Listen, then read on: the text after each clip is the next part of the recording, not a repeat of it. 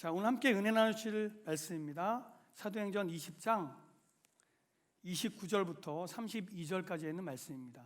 사도행전 20장 29절에서 32절입니다. 봉독해 드리도록 하겠습니다. 내가 떠난 후에 사나운 이리가 여러분에게 들어와서 그 양떼를 아끼지 아니하며 또한 여러분 중에서도 제자들을 끌어 자기를 따르게 하려고 어그러진 말을 하는 사람들이 일어날 줄을 내가 아노라. 그러므로 여러분이 일깨어 내가 3년이나 밤낮 쉬지 않고 눈물로 각 사람을 훈계하였던 것을 기억하라. 지금 내가 여러분을 주와 및 그 은혜의 말씀으로 부탁하노니 그 말씀이 여러분을 능히 든든히 세우사 거룩하게 하심을 입은 모든 자 가운데 기업이 있게 하시리라. 아멘.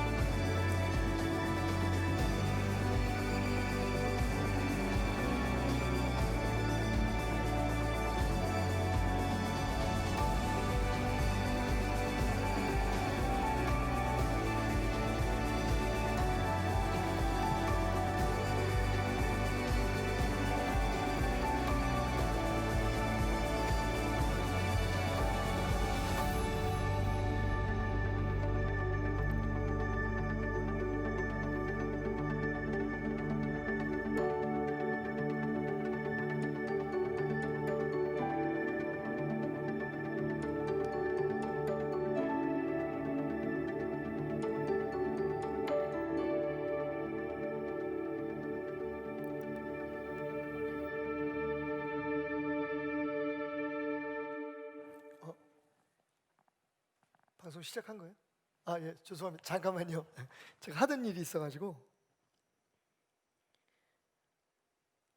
혹시 언제 기회가 되시면 제 사무실에, 목양실에 잠깐 방문해 주십시오.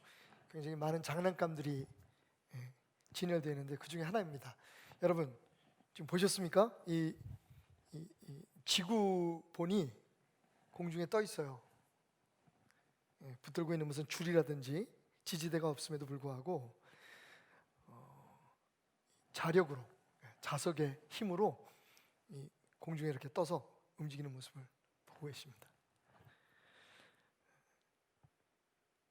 세상에는 이렇게 눈에 보이지 않는데 작동하는 힘이 있죠. 오늘 여러분이 보시는 이 지구본처럼 잡아당기는 힘과 아래로 잡아당기는 힘, 위로 잡아당기는 이 자력이 절묘하게 서로 균형을 이루는 그 지점에서 이 지구본은 지금 공중에 떠 있습니다. 기도하겠습니다. 하나님, 주의 말씀을 듣습니다. 우리에게 말씀하소서. 그리고 그 말씀을 살리셔서 우리 안에 그 말씀이 힘이 되고 능력이 되게 하소서. 성령님의 도우심을 기대하며 예수님의 이름으로 기도드렸습니다. 아멘. 우리가 하나님의 말씀을 공부하다가 보면 하나님의 사람들이 이 세상을 떠나기 전 사랑하는 사람들에게 남긴 마지막 말들, 소위 유언 혹은 고별사와 같은 말씀들이 기록되어 있는 것을 볼 수가 있습니다. 그렇잖아요. 우리가 죽을 때가 되면 사실 그동안에 우리의 삶이 어땠든 좋은 기억들 그리고 나쁜 기억들, 우리가 성공했던 것들, 실패했던 것들, 모든 것들을 경험으로 해서 그것을 모아서 우리가 사랑하는 사람들, 특히 자녀들이나 후손들에게 이렇게 살아라 라고 하는 그 정말 마음에서 우러나는 말을 남기게 돼 있는데요. 성경에도 보면 성경에 나오는 여러 인물들, 특별히 하나님의 사람들이, 지도자들이 이스라엘 사람들에게, 그 백성들에게, 그리고 그 자녀들에게, 후손들에게 남긴 감동적인 말들이 여기저기에 기록되어 있는 것을 볼 수가 있습니다. 대표적인 게 모세의 유언이겠죠. 신명기 31장에 보면 모세가 모압에서, 애굽에서 나온 그 1세대 first generation은 모두가 광야에서 죽게 되고, 그리고 광야에서 태어난 다음 세대, 미래의 세대가 이제 요단강을 앞에 두고 모압 땅에서 이제 가나안으로 건너가기 위해 지금 준비하고 있는 상황입니다. 거기서 모세는 자기의 일생을 마치죠. 그때 모세가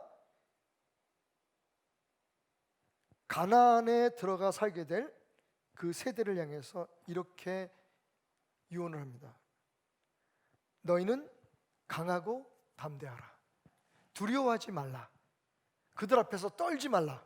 약한 모습 보이지 말라는 겁니다. 왜냐하면 이는 내 하나님 여호와 그가 너와 함께 계시며 결코 너를 떠나지 아니하시며 버리지 아니하실 것입니다. 아멘.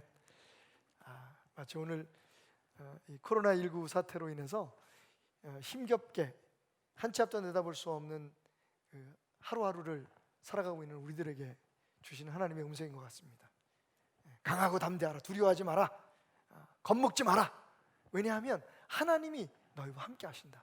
그냥 함께 하시는 게 아니라 너희를 떠나지 않고 절대로 버리지 않을 거야. 오늘 이 말씀이 여러분에게 큰 용기가 되길 바랍니다. 그런가 하면 그 모세를 이어서 지도자가 되었던 여호수아, 모세의 예언처럼 그 이스라엘 백성들을 가나안 땅에 인도했던 지도자였던 여호수아도 그의 일생의 마지막을 가나안 땅에서 맞이하게 되죠. 그때 또 이 여호수아가 다음 세대의 그 백성들에게 한 마지막 고별사가 있습니다. 여호수아서 23장부터 이렇게 쭉 기록되어 있는데, 특별히 24장 15절의 말씀 이렇게 말합니다.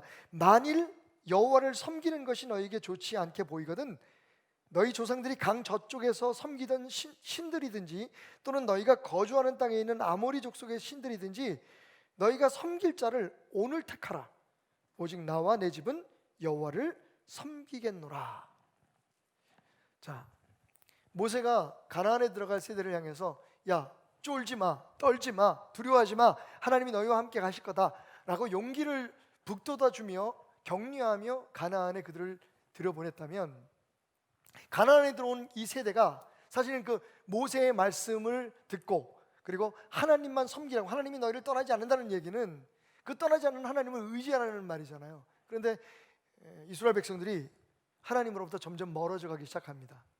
삶이 안정되고 편안해지기 시작하니까 하나님으로부터 점점 멀어지죠.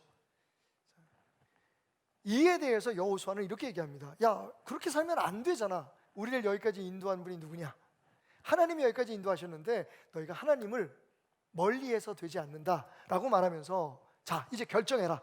이렇게 어정쩡하게 양다리 걸치고 살지 말고, 만약 정말 이 순간 너희가 생각할 때 하나님을 못 믿겠다면 예전에 너희 조상들이 애굽에서 이 요단강 건너서 믿던 그 신들을 믿든지, 아니면 지금 너희가 사는 이 땅에 그 너희가 쫓아낸 그 백성들이 믿었던 그 신을 믿든지, 그 신을 믿든지, 아니면 하나님을 믿어라.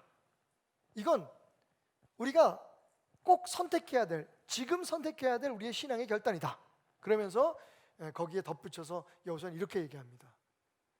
나와 내 집은 여호와 하나님을 믿기로 선택했다. 참 혼란한 시기를 우리가 겪고 있잖아요.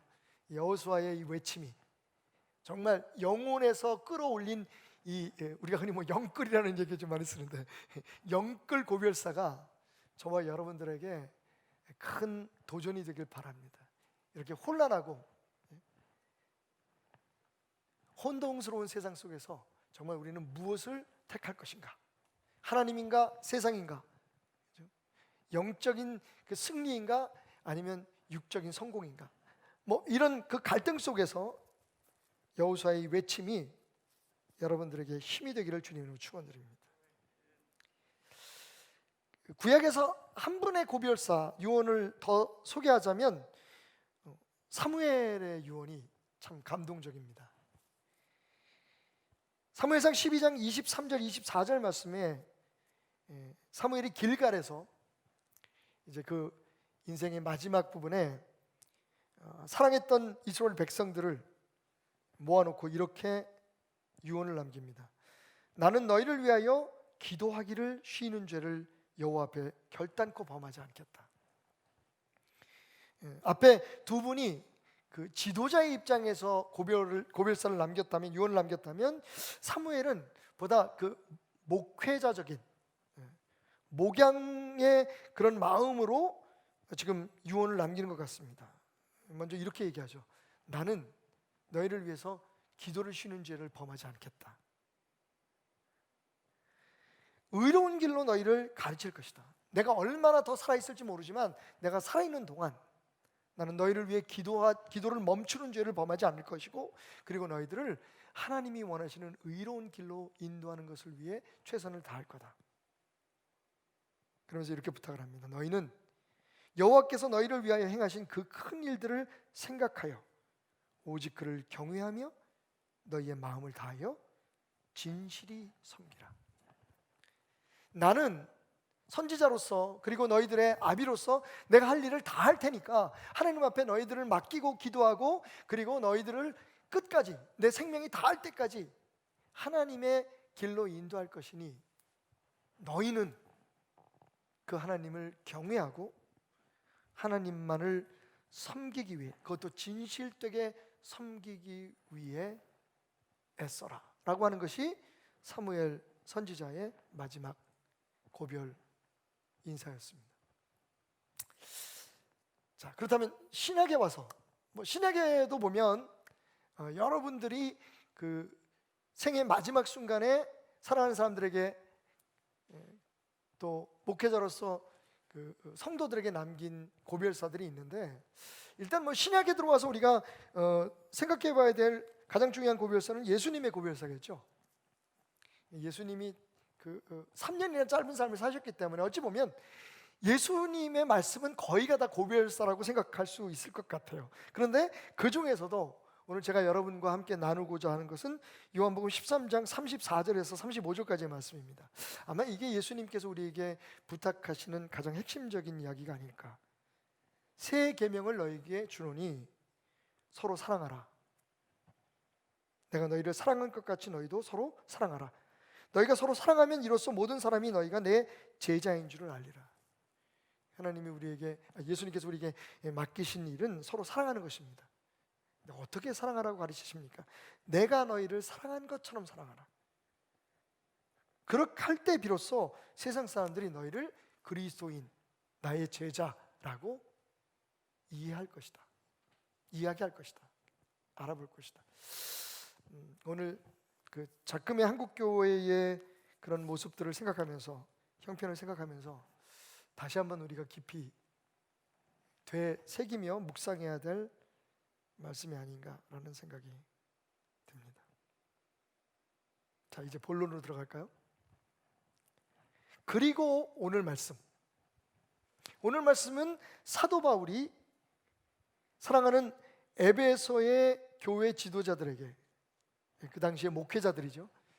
성경에는 장로들이라고 표현되어 있는데 여기에서 말하는 장로들은 오늘 우리 그 교회의 장로님들하고는 조금 다른, 같은 그런 의미도 있지만 다른 부분이 있습니다. 그 다른 부분이 뭐냐면, 사실은 이 시대의 장로들은 각 교회의 그 목회자들이었다라고 생각하시면 더 정확할 것 같습니다. 그러니까 에베소 교회의 목회자들에게 한 마지막 고별사입니다.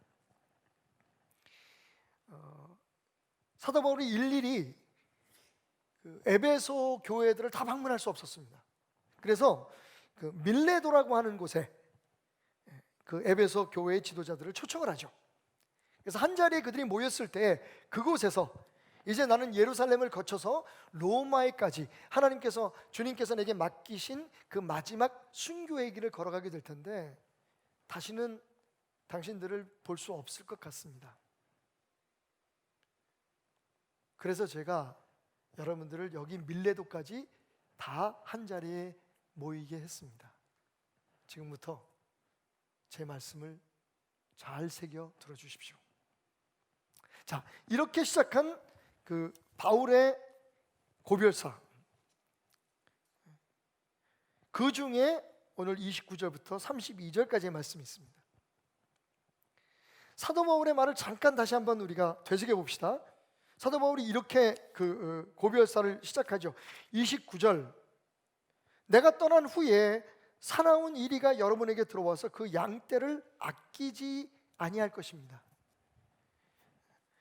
그러니까 지금 이제 사도 바울이 떠날 것을 예고하면서 다시는 돌아와서 여러분들의 그 치열한 싸움에 내가 힘을 보태줄 수 없지만, 그러나 이 말을 기억해 주십시오. 내가 떠나고 난 후에 사나운 이리 때가 교회를 공격해서 무차별하게 괴롭히게 될 것입니다. 여기서 사나운 이리 때라고 하는 것은 악한 마귀 사탄의 세력이고 동시에 또 이단의 세력들을 뜻합니다. 그 이리 때가 와서 교회들을 회방하게 될 것입니다. 바로 여러분들이 목회하고 있는 그 교회들을 말입니다. 그런데 그것만이 문제가 아닙니다. 30절, 그보다 어쩌면 더 심각할 수 있는 문제가 반드시 발생하게 될 것인데, 그게 뭐냐면 또한 여러분 중에서도 제자들을 끌어 자기를 따르게 하려고 어그러진 말을 하는 사람들이 일어날 줄을 내가 압니다. 다시 말하면 이단의 공격이나 사탄의 공격이 아니라, 종교 탄압이 아니라, 교회 안에 여러분 가운데, 교회의 지도자라고 하는 여러분들 가운데 하나님의 사람들, 예수 그리스도의 제자들, 즉 여러분들에게 맡겨진 양들을 자기의 편안함과 유익함과 자기의 명성과 명예를 위해서 자기의 제자처럼, 자기의 양들처럼 잘못된 곳으로 끌고 갈 사람들이 있을 겁니다. 여기 안오라고 하는 말은 반드시 그런 사람들이 있을 거라는 겁니다. 듣는 사람들이 되게 불편했을 것 같아요. 다른 말로 얘기하면 나는 당신들을 신뢰할 수 없습니다라는 얘기잖아요. 그런데 또 가만히 생각해 보면 그게 우리의 인간의 본성인 거죠. 누구든지 다 잘하려고 하겠죠. 특히 예수 그리스도께서 피값으로 사신 교회에 하나님의 양들을 내게 맡기셨어요. 어찌하든지 하나님 뜻대로 이 사람들을 저 천국까지 인도해야 될 게 우리의 사명인데, 그런데 사람인 고로 나도 모르게 내 욕심이 앞서게 되고, 교회 안에서 내가 하나님 노릇을 하게 되고, 그래서 심지어는 양들을 내 양인 것처럼 부리고 갈취하고, 그러니까 두 가지의 위험성을 지금 이야기하고 있는 거예요. 하나는 외부에서 들어오는 이단, 그리고 악한 마귀 사탄의 공격이 있을 것이고, 내부적으로는 지금 예수의 종, 하나님의 종이라고 하는 여러분들이 변심해서 욕심에 이끌려서 교회를 자기의 사적인 목적으로, 성도들을 자기의 이름과 편안함을 누리는 것을 목적으로 왜곡된 길로 이끌 것을 나는 지금 예상해 봅니다. 그러면서 이렇게 자기의 마음을 쏟아놓습니다. 저는 이 부분이 참 목회자 입장에서 가슴이 뭉클했던 것 같아요. 31절. 그런데 여러분, 그러므로 여러분, 생각하십시오. 내가 3년이나 밤낮 쉬지 않고 눈물로 각 사람을 훈계하였던 것을 기억해 주시기 바랍니다. 지금 내가 여러분들에게 맡기는 이 교회는, 내가 여러분들에게 부탁하는 이 양들은 내가 지난 3년 동안 눈물을 흘리며 길렀던, 인도했던, 양육했던 주님의 사람들입니다.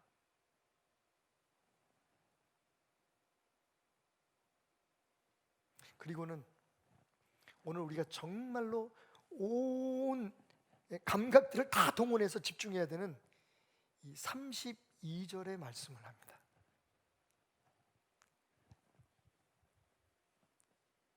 지금 내가 여러분을 주와 및 그 은혜의 말씀에 부탁합니다.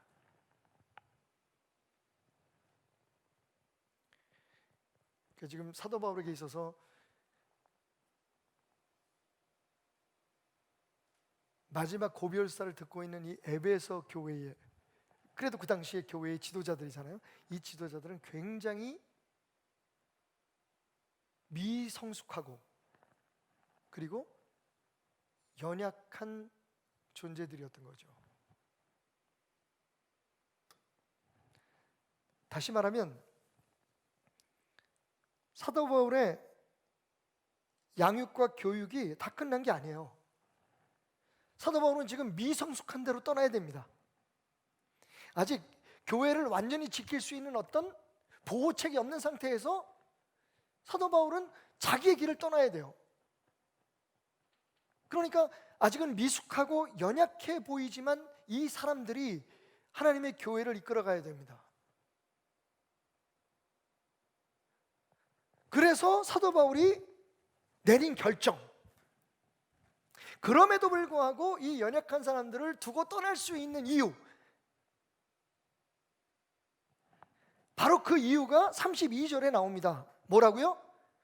내가 여러분들 그리고 교회를 주와 하나님과 그의 은혜의 말씀에 부탁합니다.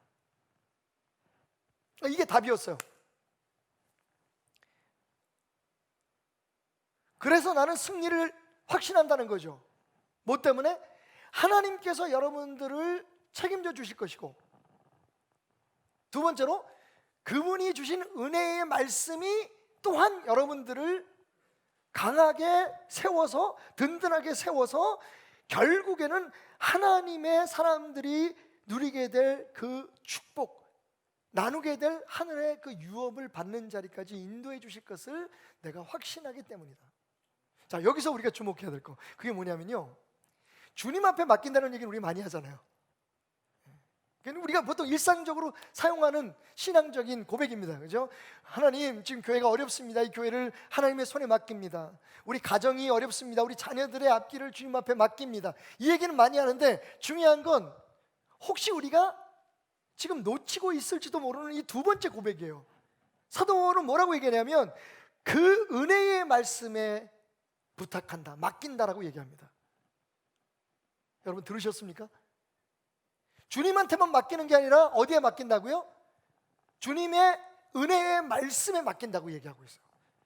자, 여기서 이 은혜의 말씀을 사도 바울은 지금 의인화하고 있습니다. 그냥 문자가 아니라 그냥 지식적인 워드가 아니라 살아있는 생명체, 하나님처럼 실제적으로 우리를 책임져주고 우리의 삶을 붙들어줄 수 있는 인격체로 지금 표현하고 있다는 겁니다. 여러분, 오늘 사도 바울의 말을 통해서 우리가 깨달아야 될 게 있어요. 그게 뭐냐면, 그래서 말씀은 우리가 그동안 해왔던 것처럼 붙들려고 쫓아가는 것만 가지고는 안 된다는 거예요. 오늘 사도 바울이 얘기한 것처럼 말씀을 붙드는 것만으로는 부족합니다. 말씀이 우리를 붙들어 줘야만, 할렐루야, 승리할 수 있다는 겁니다. 자, 다시 우리 지구본으로 돌아가 볼까요? 제가 왜 지금 여러분들에게 설교 시간에 뭐 장난 같은 이런 퍼포먼스를 보여드렸습니까? 그 이유는 지금 우리 눈에 보이지 않는 힘, magnetic power, 이렇게 자력이라고 하잖아요.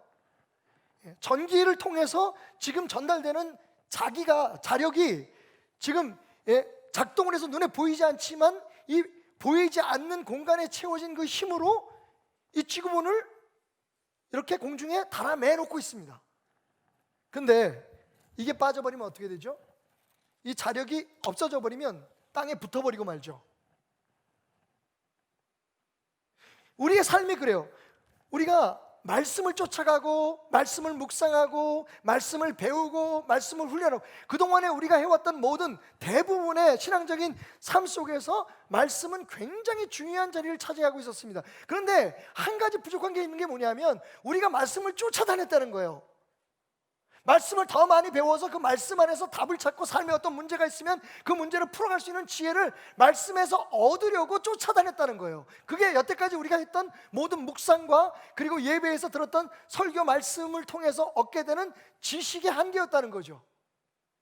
자, 그래서 20년 30년 주님을 믿고 뭐 1대1 제자 훈련부터 시작해서 큐티를 하고 이런 모든 열심히 있는 신앙생활을 해왔지만 실제적으로 우리의 삶이 그렇게 크게 변화된 게 없었다는 겁니다.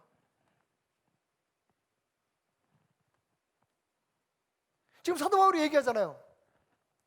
지금 내가 이 밀레도까지 오라고 했을 때 여기까지 찾아온 여러분들은 너무 고맙고 감사한데 그러한 태도들이 정말 내게 맡겨주신 이 교회를 잘 이끌어가 보겠다는 여러분들의 마음을 대변해주고 있는 것은 사실인데 그런데 나는 사실 인간으로서 여러분들을 믿지 못하겠습니다라는 거예요. 지금 여러분들의 그 순수한 마음은 이해하겠지만 말하자면 오늘 우리가 하나님 앞에 하나님의 말씀을 듣기 위해서 나와서 지금 예배드리는 이 시간에 우리의 진심을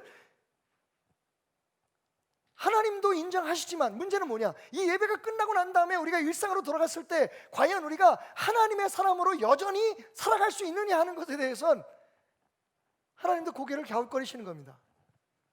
밀레도까지 와서 내 이 마지막 고별사를 나를 환송해주는 여러분들의 마음에 대해서는 충분히 이해하겠지만 나는 여러분들을 믿지 못하겠습니다. 여러분 가운데 교회의 지도자로서 하면 안 될 일을 할 사람들이 분명히 있을 겁니다. 외부에서 들어오는 모든 공격들을 이겨내지 못할 연약한 주의 종들이 있을 겁니다. 그래서 제가 오늘 하나님 앞에 기도합니다. 그런 여러분들을 바라보는 내 눈에 눈물로 뿌해지는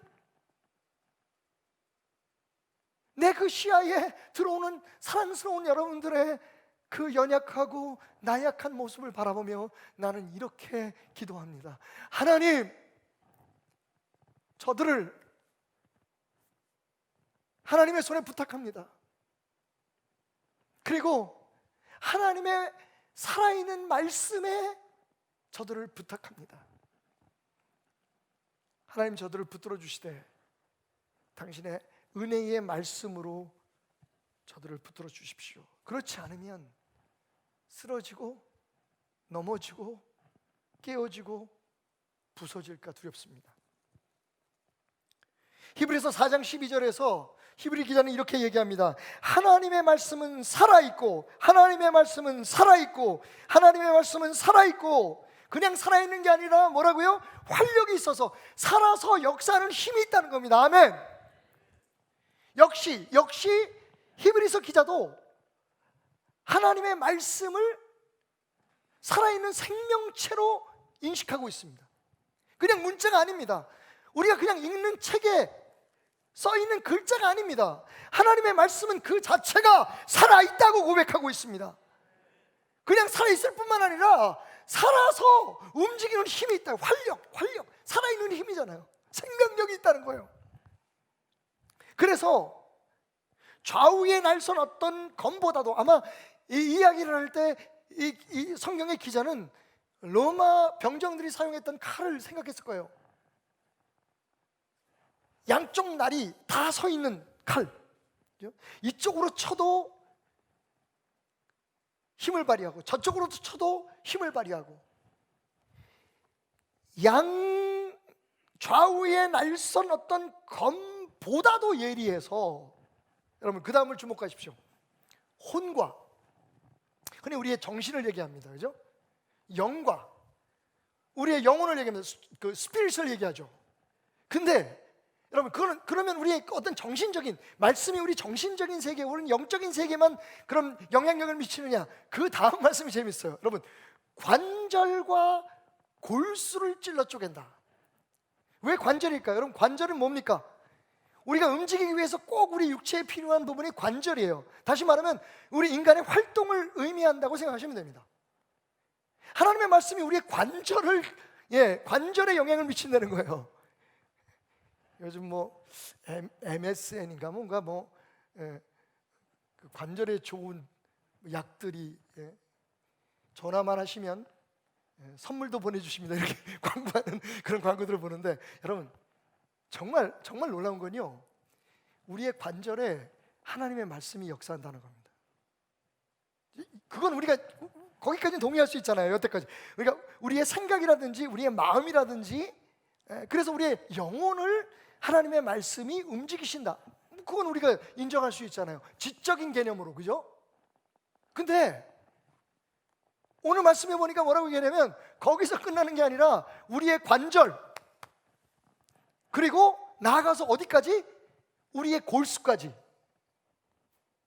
여러분, 우리 이 등뼈 사이에 있는 그 골수, 우리 뼈 속에 들어있는 그 골수, 우리 뇌에 들어있는 그 모든 그 골수들, 거기까지 하나님의 말씀이 파고 들어가고 쪼개고 들어가서 영향력을 미치는데, 마음과 생각과 뜻을 판단하게 한다고 얘기하고 있어요. 그러니까 말 그대로 전인격적으로 역사하는, 살아 움직이는 하나님의 생명력 있는 말씀을 얘기하고 있다는 거예요. 오늘 이 설교는 여러분 평생 기억해 주셨으면 좋겠어요. 우리가 지금 놓치고 있었던 기독교 신앙의 굉장히 중요한 부분을 사도 바울은 이 한마디에 담아서 우리에게 지금 전하고 있는 겁니다. 그러니까 하나님 앞에 기도만 하는 것으로 우리의 신앙이 강하여지고 성장하고, 그리고 하나님이 믿는 자들에게, 하나님 자녀들에게 주신 그 축복을 누릴 수 있는 필요 충분 조건이 다 채워지지 않는다는 겁니다. 하나님의 말씀이 우리의 삶에 살아서 움직여야 되고, 하나님의 말씀이 매일매일의 삶 속에 우리의 생각과 우리의 영혼과 우리의 모든 행동과, 심지어는 우리가 살아있는 그 생명의 근원인 그 생명의 근원 골수에까지 영향을 미쳐서 우리가 무엇을 판단하고 우리가 결단하고 생각하는 데까지 영향을 미쳐서 그 말씀이 우리를 살아내게 해야만, 그래야만 우리가 성공한다는 거예요.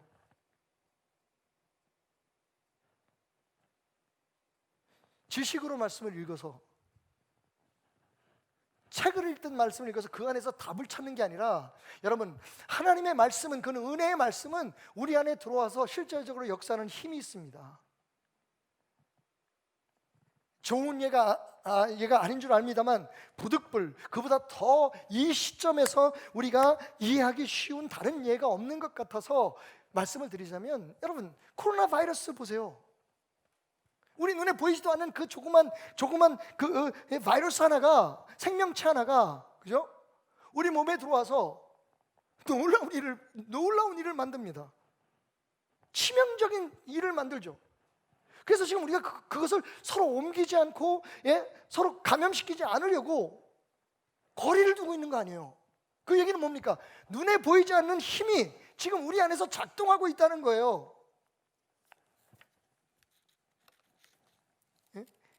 전기를 놓으면 이 지구본을 공중에 이렇게 떠 있게 하는 이 자력처럼 눈에 보이지 않는 힘이 쉽지 않아요? 또 숙달된 손길이 좀 필요합니다. 여러분 보세요. 하나님의 말씀이 우리 안에서 이렇게 작용해야 된다는 거예요. 우리 안에 들어와 있는, 우리 안에 심겨진 그 말씀이 여러분 우리의 생각과 우리의 모든 행동과 심지어는 우리의 감정과 말투까지도 지배할 수 있도록 사도 바울은 그래야만 우리가 승리할 수 있기에, 그래야만 약하고 부족한 교회의 지도자들과 하나님의 사람들이 하나님의 사람으로서 누릴 수 있는 보장된 축복을 누릴 수 있기에 말씀에 여러분을 맡깁니다. 여러분, 그동안 말씀을 붙들려고 열심히 달려오신 여러분들을 축복합니다. 잘하셨습니다. 심지어는 우리 교회가 아닌 곳에도 말씀을 배우려고 쫓아다니고 이런 분들에 대해서 저는요, 그 열심에 대해서 우리는 충분히 그 노력에 대해서 인정해 줘야 된다. 근데 문제는 뭐냐? 놓친 게 있어요.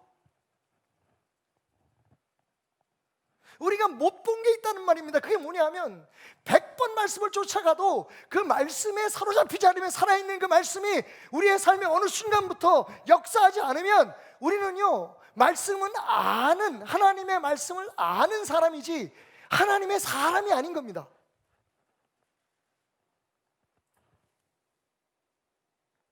조금만 더 나갈게요. 자, 하반절에 보면 이런 말씀이죠. 그 말씀이 여러분을 능히 든든히 세우사 거룩하게 하심을 입은 모든 자 가운데서 기업이 있게 하시리라. 주님, 내가 이 사람들을 주님 앞에 맡깁니다라고 기도한 후에 제가 지금 주장한 대로 사도 바울은 하나님의 말씀에, 살아있는 말씀에, 역사하는 말씀에, 힘있는 말씀에, 실제적으로 작동하는 말씀에 그 지도자들을, 하나님의 사람들을 맡기면서 이렇게 얘기합니다. 그 말씀이 살아서 역사할 때만이 어떻게 된다고요? 우리가 든든하여지고. 여러분, 하나님의 사람이 강해질 수 있는 비결이 뭔지 압니까? 말씀을 많이 알아서가 아니에요. 그 말씀이 우리 안에 살아있어야 되는 거예요.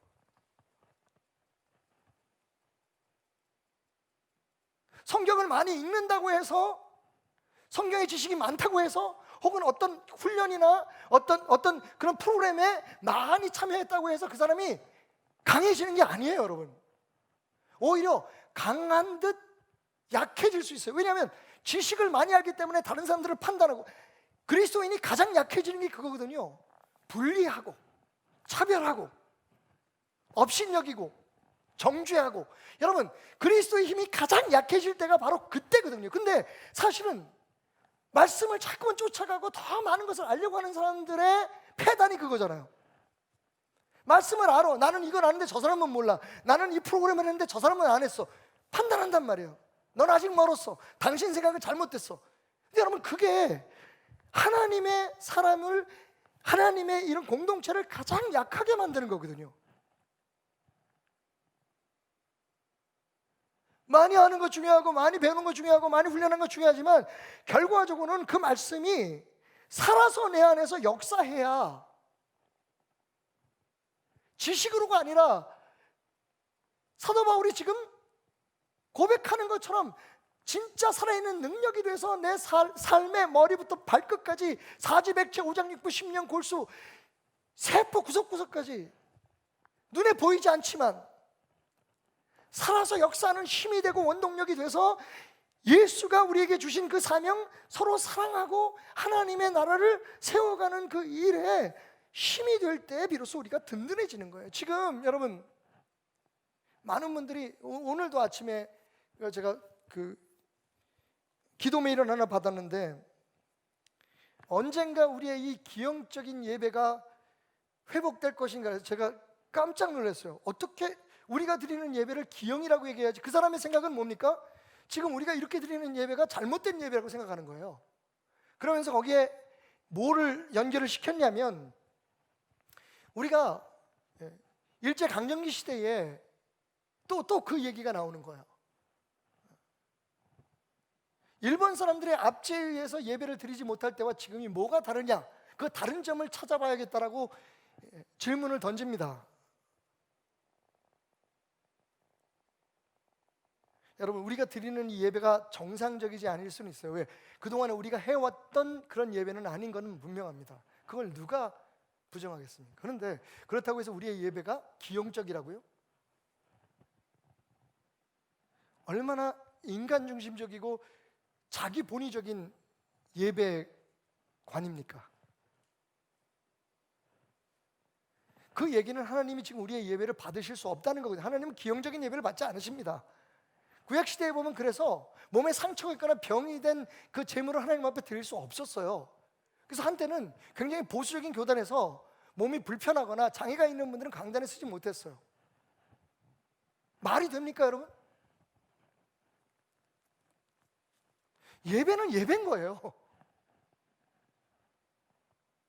하나님의 관점에서 우리가 지금 이렇게 정말 주변 사람들을 생각하고 작금의 교회의 상황을 생각하면서 어쩔 수 없이 이렇게 예배를 드리는 것, 이게 우리가 어떤 힘에 밀려서가 아니라 우리 스스로 선택해서 하나님을 가장 기쁘게 해드리는 예배라고 생각하고 드리는 예배라는 걸 많은 사람들은 인정할 수가 없는 거죠. 왜? 그동안 우리가 드려왔던 예배하고는 다르니까.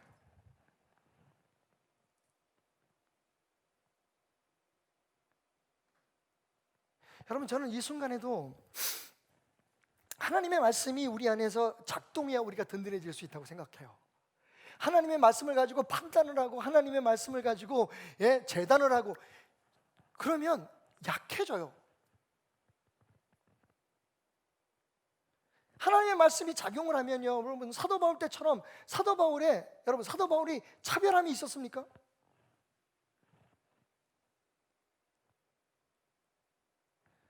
어떻게 그런 사랑의 힘이, 어떻게 그런 사랑의 능력이 사도 바울의 삶의 그 사역에 넘쳐날 수 있었을까요? 지금 사도 바울이 그것을 얘기하고 있는 거예요. 하나님의 은혜의 말씀이 우리 안에 작동할 때 그게 가능하다고. 내 생각이 아니라. 여러분, 우리가 수없이 많은 책을 읽어요. 어제도 80세가 넘은 전혜성 박사라는 분이 쓴 책을 제 아내가 저는 막 자고 싶은데 제 아내 이제 하루 종일 뭐 어머님 보살펴드리고 아이들 좀 뭐 먹을 거 해주고 요즘 뭐 아주 그냥 전업주부로 열심히 살아가고 있는데, 그러다 저녁에 이제 시간이 있으니까 그 시간에 책을 보는 거예요. 저한테 책을 한 권 사달라 그래서 제가 찾아왔더니 그 책이 절판이 된 책이었어요. 그래서 제가 여기저기를 알아봐가지고 아내가 꼭 읽고 싶은 책이니까, 그래서 제가 중고 서점에서 책을 사서 한 일주일이 좀 넘어서 배달을 받은 것 같아요. 그 책을 갖다 줬더니 아내가 그걸 너무 재밌게 읽는 거예요. 근데 읽을 수 있는 시간이 반밖에 없죠. 제목이 금방 생각이 안 나네. 내가 안 읽은 책이래 가지고 제목이 가치 있게 나이 드는 법이라는 책이에요.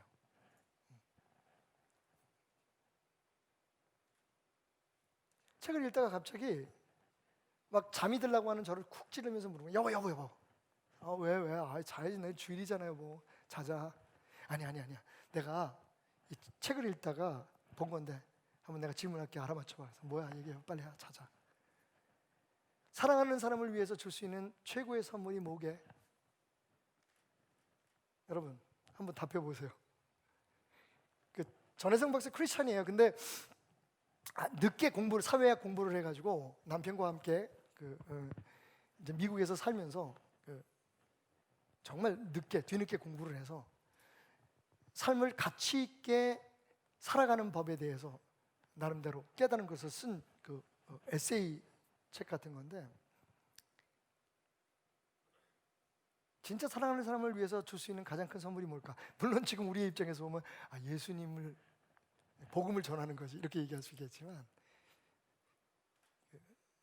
굉장히 짧은 시간이었지만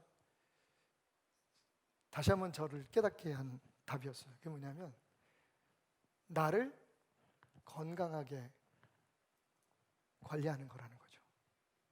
남편이 뇌출혈로 쓰러져서 굉장히 오랜 시간을 고생을 했어요. 그러다 보니까 이분이 이제 깨달은 게 뭐냐면, 정말 사랑하는 사람을 위해서 우리가 줄 수 있는 좋은 가장 큰 선물은 그 사람에게 내가 건강하게 옆에서 살아있어 주는 거라는 거죠. 두 분 다 예수님을 잘 믿는 사람이니까.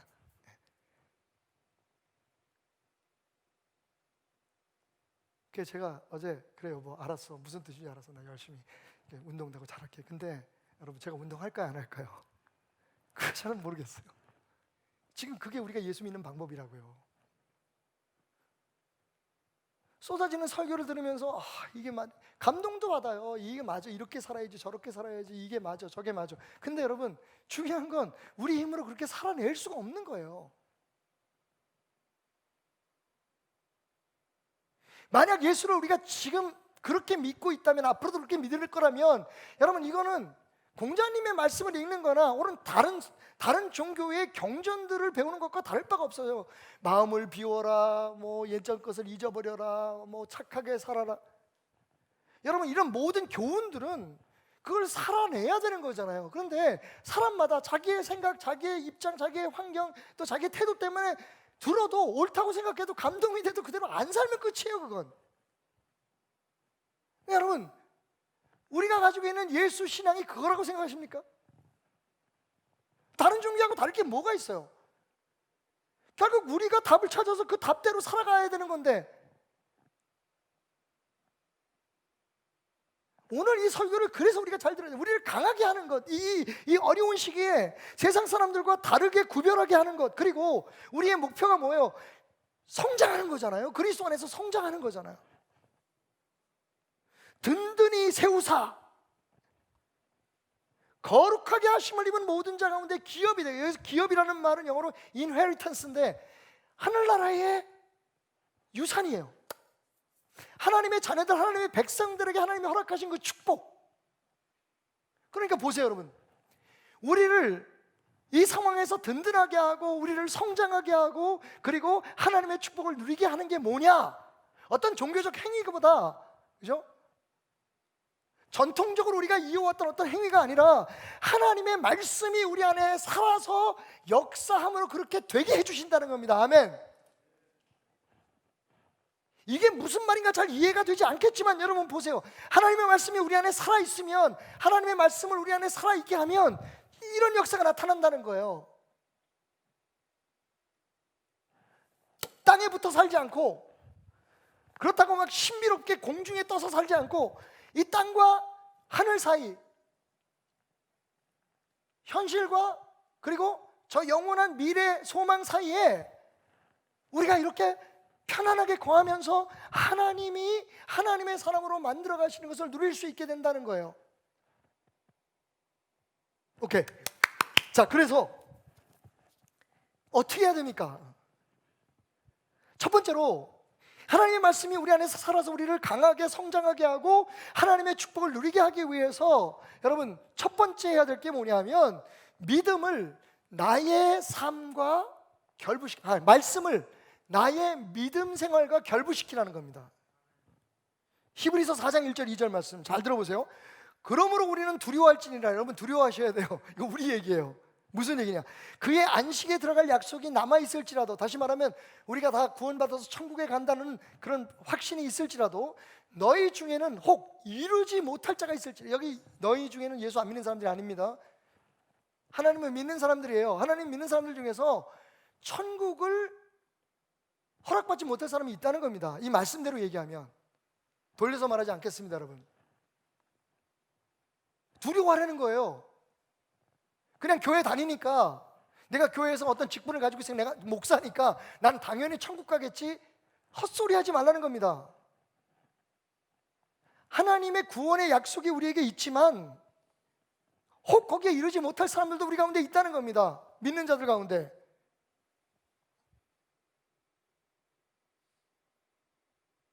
그들과 같이 우리도 복음 전함을 받은 자이나, 자, 그 다음을 잘 들으세요.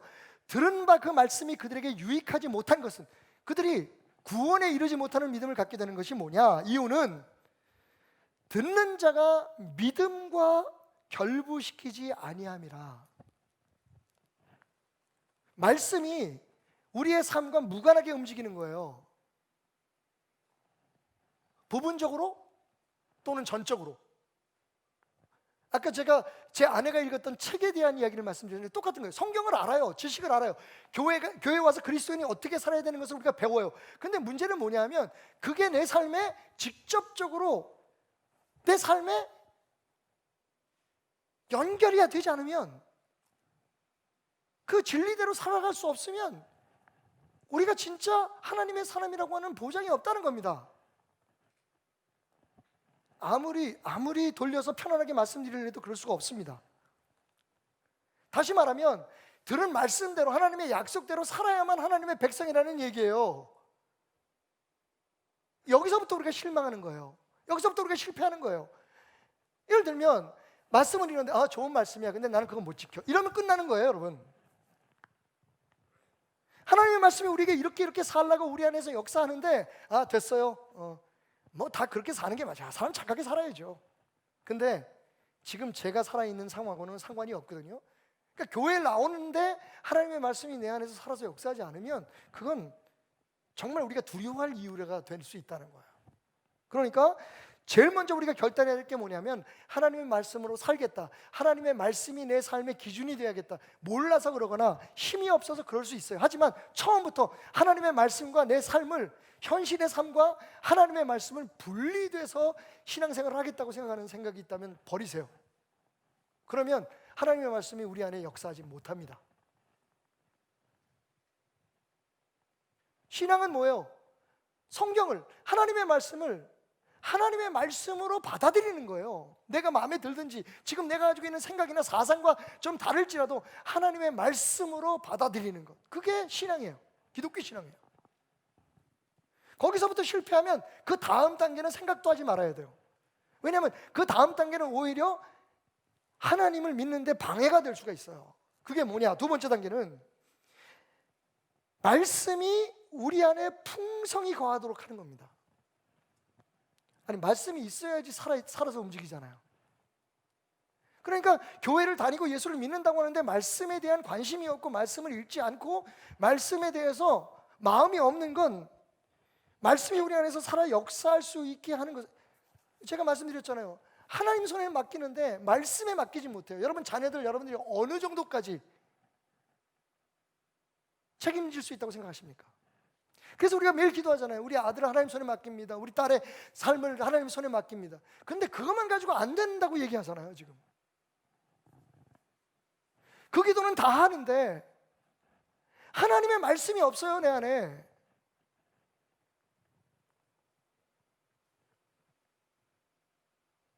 얼마나 편리합니까, 여러분? 하나님 앞에 기도해서 하나님, 내 자식 주님의 손에 맡깁니다. 근데 그렇게 맡길 수 있는 부모로서의 힘이 어디서 나오느냐? 하나님의 말씀이 내 안에 살아서 역사해야지 되는 거예요. 사업도 마찬가지입니다, 여러분. 세상 사는 건 내 방식대로 살고 필요할 때 하나님 도움을 구하고, 그게 안 된다는 거예요. 그러니까 사실 여러분, 묻지도 말고 따지도 말고 오늘 이 설교를 들은 이 순간부터 하나님의 말씀을 어찌하든지, 그게 살아서 역사하든 안 하든 그건 하나님이 하실 일이고, 우리는요 하나님의 말씀을 우리 안에 풍성히 채워야 됩니다. 골로새 3장 16절, 그리스도의 말씀이 너희 속에 풍성히 거하여 모든 지혜로 피차 가르치며 권면하고 시와 찬송과 신령과 노래를 부르며 감사하는 마음으로 하나님을 찬양하고, 또 무엇을 하든지 말이나 일이나 다 주 예수의 이름으로 하고 그를 힘입어 하나님 아버지께 감사하라. 하나님의 말씀이 우리 안에 풍성히 채워져야 거기에서 찬양도 나오고 진정한 예배도 나오고, 할렐루야. 거기에서 우리가 지혜도 나오고, 사업할 때 우리의 머리에 하나님께서 주시는 지식도 지혜도 나오고, 사람들과의 관계에 있어서, 자녀들 교육에 있어서 모든 힘이 거기서 나온다는 거예요. 그러니까 하나님의 말씀이, 그리스도의 말씀이 우리 안에 일단 풍성히 채워져야 돼요. 마지막 세 번째 단계, 말씀에 붙들리기 위해서 꼭 해야 될 게 하나 있는데, 그게 뭐냐 하면 말씀이 살아서 역사할 수 있게 하는 힘이 보혜사 성령이라는 것을 인정하는 거예요. 다시 말하면 그냥 말씀을 우리가 읽고 배우고 훈련하는 건요, 그래서 뭐 큐티를 하면 어떻게 해서 거기서 하나님이 내게 하는 말씀이 뭔가, 그 큐티를 하더라도 우리가 꼭 드리는 기도가 있어요. 그게 뭐냐면 성령님의 도우심이에요. 하나님의 말씀이 문자가 아니라 그냥 지식이 아니라 살아있는 힘으로 능력으로 우리 안에 작용할 수 있는, 작동할 수 있는 그 원동력이 뭐냐 하면 바로 예수 그리스도께서 우리에게 약속하신, 하나님께서 우리에게 허락하신 보혜사, 우리를 도우시는, 하나님의 사람으로 살아갈 수 있도록, 모든 연약함에서 극복할 수 있도록, 하나님의 백성으로 승리할 수 있도록 도우시는 보혜사 성령님의 도우심입니다. 예수님께서 떠날 때가 가까이 오시자 제자들에게 이렇게 말씀하십니다. 요한복음 14장 25절 26절, 내가 아직 너희와 함께 있어서 이 말을 너희에게 하였거니와 내가 이 말을 너희에게 하고 가게 된 것이 참 감사하다, 그런 뜻이겠죠. 이렇게 말씀하시죠. 보혜사 곧 아버지께서 내 이름으로 보내실 성령, 그가 너희에게 모든 것을 가르치고 내가 너희에게 말한 모든 것을 생각나게 할 것이다. 그러니까 너희 안에 풍성하게 담겨진, 너희가 읽고 배우고 공부하고 훈련받아서 너희 안에 채운 그 말씀이 살아 역사하는 힘이 될 수 있는 순간은 언제냐? 보혜사 성령, 그것을 위해서 너희에게 온 성령님이 너희 안에 역사하실 때다. 세 가지를 기억하세요. 일단 말씀대로 살려고 하는, 말씀이 내 삶의 주인이 되게 해달라고 하는 각오와 결단이 필요합니다. 이거 없이는 말씀이 우리 안에 살아 역사할 수 없어요. 말씀 따로, 삶 따로, 교회 생활 따로, 세상 생활 따로, 이게 분리돼 가지고는 절대로. 그리고 말씀이 우리 안에 역사에서 머리끝에서 발끝까지 보이지 않는 힘으로 우리를 정말 우리도 모르는 사이에 이렇게 하나님의 사람으로 살아갈 수 있도록 도와줄 수 있기 위해서는 어떻게 되냐면, 일단 말씀이 우리 안에 들어와야 돼요. 좀 조심스럽지만 여러분들에게 권하고 싶습니다. 지금 우리가 이렇게 온라인으로 예배드리는 이 시기처럼 다른 목사님들의 좋은 설교를 들을 수 있는 기회를 여러분들이 가질 수 있는 때가 얼마나 될까요? 사실 여러분 조금만 수고하시면, 조금만 마음을 여시면 다른 훌륭한 목사님들의 설교를 들을 수가 있습니다. 교회만 옮기지 마세요, 그냥. 근데 정말 아까워요. 좋은 목사님들의 설교가 참 많아요. 그리고 하나님께서 우리 각자 주의 종들에게 한 사람에게 모든 걸 다 주지 않으셨잖아요. 그러니까 이분은 이런 말씀을 하고 그것들이 종합돼서 우리 안에 채워지고 그게 살아있는 성령의 능력으로 살아있는 힘이 되어서 역사하게 되면, 그때 비로소 우리가 우리의 힘으로는 할 수 없었던, 답은 알지만 그대로 살 수 없었던 그 하나님의 말씀의 능력의 영향권 안에서 우리가 보이지 않는 그 말씀의 도우심과 능력으로 이렇게 살아가게 되는 거예요. 땅에 붙지도 않고 저 하늘로 날아가지도 않고 다 하나님의 사람으로 이 시대에 필요한 삶을 살게 되는 거죠. 그리고 무엇보다도 성령의 역사하심을 위해서 기도하십시오. 그러니까 정리하면 이런 거겠네요. 하나님의 말씀을 많이 읽고 많이 공부하고 이해할 수 있든 이해할 수 없든, 그리고 그 말씀이 내 안에서 살아있을 수 있도록 성령님 도와주세요. 깨달을 수 있도록 성령님 역사하세요. 여러분, 이거 없이 어떻게 우리가 하나님의 사람으로 이 시대에 살아갈 수 있을까요? 말씀에서 필요한 것만 뽑아내서 듣고 싶은 얘기만 듣고 우리의 생각을 정당화할 수 있는 말씀만 골라서 그것만 외우고 그것만 공부하고 배워가지고 어떻게 하나님의 사람으로 살아갈 수 있습니까? 많이 안다고도 안 돼요. 오래 믿었다고 해도 안 돼요. 하나님의 말씀이 우리 안에서 살아서 역사해야 우리는 단 한시라도, 단 하루라도 정말 하나님의 사람으로 강건하게 성장하며 하나님의 축복을 기대하는 사람으로 살아갈 수 있게 됩니다. 그냥 오늘 말씀을 떠나면서 이런 예가 생각이 났어요. 지금은 뭐 앱이 있어가지고 버스가 언제 오느니 지금 어디쯤 와 있는지 이런 거 다 보더라고요, 그죠? 참 좋은 세상이에요. 근데 저희가 어렸을 때만 해도 버스는 그냥 오는 때가 오는 거예요. 그리고 가는 때가 가는 거였어요. 그런데 한 가지 좋은 점이 있었다면, 혹시 내가 조금 늦어서 놓쳤더라도 가다가 기사 선생님이 막 버스를 타려고 쫓아오는 학생을 보면 차를 세워줬어요. 지금은 들어보니까 얄짤이 없어요. 그냥 출발하면 출발한 거예요, 그죠? 너무 매정해졌어요, 어떤 면에서 보면. 근데 예전에는 정말 그 버스를 놓쳐서 막 쫓아가면 땀을 뻘뻘 흘리고 무거운 가방을 들고 뛰어오는 학생을 보면 기사 아저씨가 차를 세워가지고 문을 열어줬거든요. 그럼 올라탈 수 있는 기회가 있었어요. 상상해 보십시오. 지금 제가 막 버스를 쳐서 쫓아갑니다. 막 땀이 뻘뻘뻘 힘들어 죽게. 짐이란 짐은 다 쥐고 막 달려갑니다. 그런데 갑자기 버스가 팍 섰어요. 문이 열려요. 딱 들어가 봤더니 와우! 내가 앉을 자리 하나가 딱 남아있는 거야. 거기에 앉았어요. 짐을 내려놨어요. 그 다음부터는요, 제가 가고자 하는 곳까지 이 버스가 나를 데려다 주는 거예요. 저는 말씀을 붙들려고 달려가는 삶과 그 말씀에 붙들린 사람의 삶의 차이를 거기에 두고 싶어요. 예수를 너무너무 힘들게 믿어요. 어찌 보면 그게 율법이에요. 말씀에서 답을 찾으려고 막 쫓아갑니다. 근데 항상 말씀은 우리보다 앞서가요. 그 앞서가는 말씀을 마치 놓친 버스처럼 막 달려가는 사람들을 지금 수천만의 기독교인들을 봐요, 이 세상에.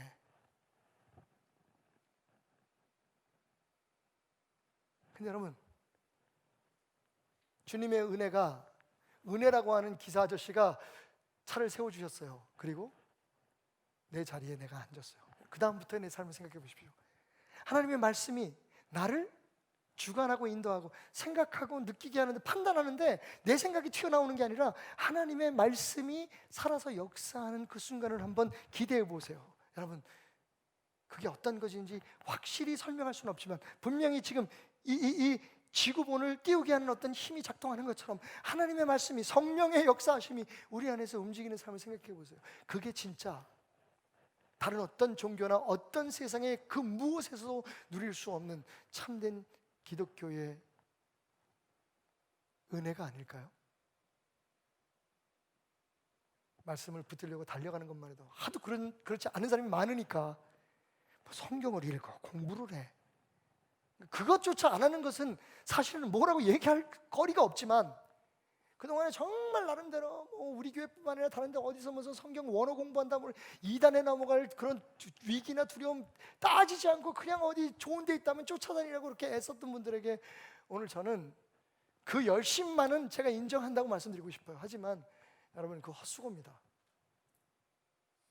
하나님의 말씀에 붙들리지 않으면, 성령님이 여러분의 역사하지 않으면 그건 우리 생각일 뿐이에요. 그게 바로 교회를 어렵게 하고 내 삶을 비참하게 만드는, 예수 믿었는데 왜 이래? 도대체 내 삶에 뭐가 어떻게 달라졌다는 거야? 라고 하는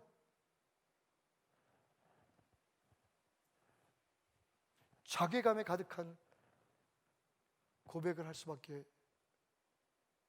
없도록 만드는 이유입니다. 말씀에 붙들리는 것만, 말씀을 붙들려고 붙잡으려고 달려가는 것만 가지고는 부족합니다. 말씀에 붙들리십시오. 사도 바울의